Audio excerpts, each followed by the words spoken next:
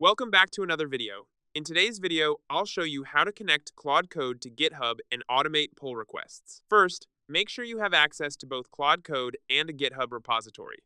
You'll also need a GitHub personal access token to allow secure integration.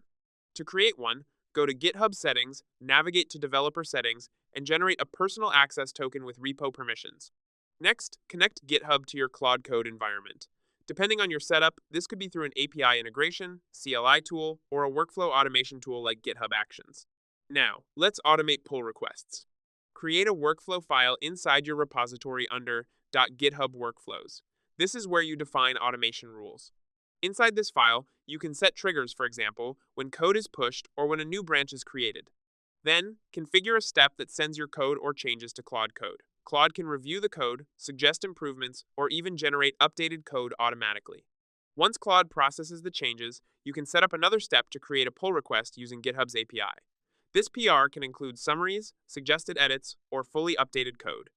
You can even customize it further, like adding reviewers, labels, or automated comments. For best results, make sure your prompts to Claude are clear. For example, review this code and suggest improvements. Or, refactor this function and create a clean pull request. Finally, test your workflow to ensure everything runs smoothly. Once set up, every change can automatically trigger AI-powered reviews and pull requests. That's it. If you found this video helpful, don't forget to like and subscribe.